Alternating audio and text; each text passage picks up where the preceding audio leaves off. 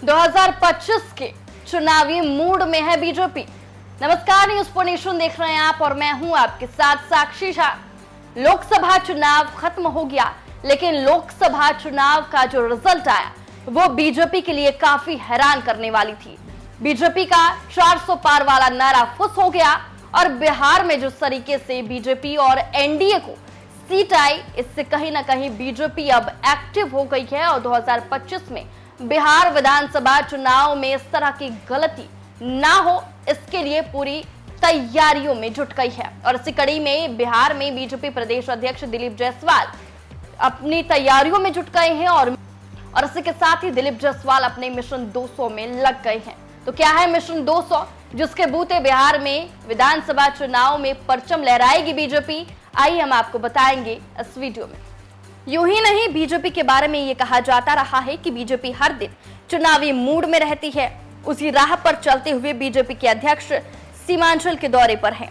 अपने 3 दिवसीय दौरे में सीमांचल के कटिहार और किशनगंज तो निशाने पर है ही, साथ ही खगड़िया को भी साधे आए।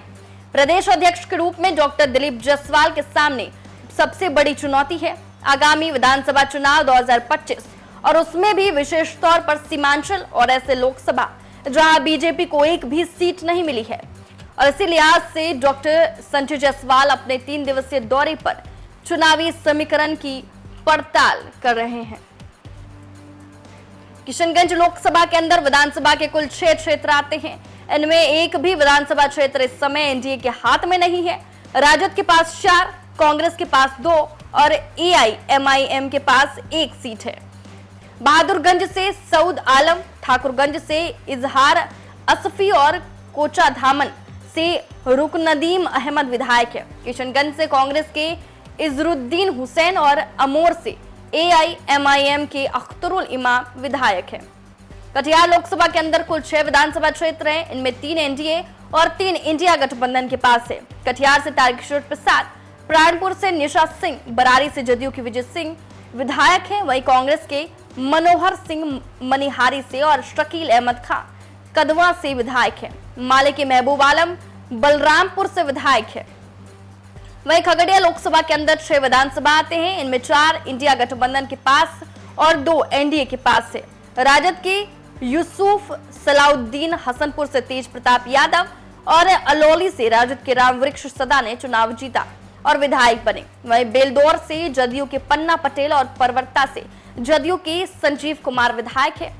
कांग्रेस के पास 1 सीट खगड़िया विधानसभा है, जहां से छत्रपति यादव विधायक है। वहीं बिहार विधानसभा चुनाव में यूं तो अभी काफी समय है, पर अनिश्चितता के वातावरण में एनडीए ने अपना टारगेट बना लिया है। ये टारगेट तब बना जब बिहार के केंद्रीय मंत्रियों का स्वागत किया जा रहा था। इस दौरान विपक्ष पर पहला मनोवैज्ञानिक बार अब की बार 200 पार के नारे के साथ किया और ये नारा तमाम एनडीए के केंद्रीय मंत्रियों की मौजूदगी में केंद्रीय मंत्री नित्यानंद राय ने दिया था। दरअसल नीतीश कुमार के नेतृत्व में एनडीए ने 2010 के टारगेट के करीब या उससे पार की रणनीति पर कार्य कर रही है। 2010 का विधानसभा चुनाव एनडीए के लिए स्वर्णिम कार्यकाल रहा, जहां जनता दल यूनाइटेड ने 115 सीटों पर और बीजेपी ने 91 सीटों पर जीत हासिल कर कुल 206 सीटें प्राप्त की थी। अब 200 पार का नारा फॉलो करते हुए बीजेपी प्रदेश अध्यक्ष ने अपना पहला दौरा सीमांचल का किया है। कहा जा रहा है कि दौरे के बाद प्रदेश अध्यक्ष सीमांचल में सीटें बढ़ाने के समीकरण ढूंढ कर लाएंगे, ताकि आगामी विधानसभा में 200 पार के नारे को जमीन पर उतार सके।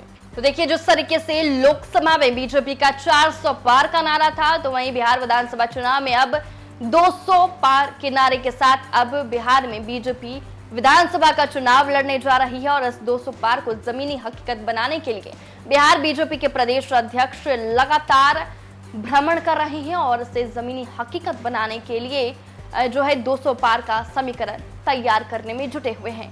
फिलहाल का इस खबर में बस इतना ही। आप देखते रहे न्यूज़ फॉर नेशन।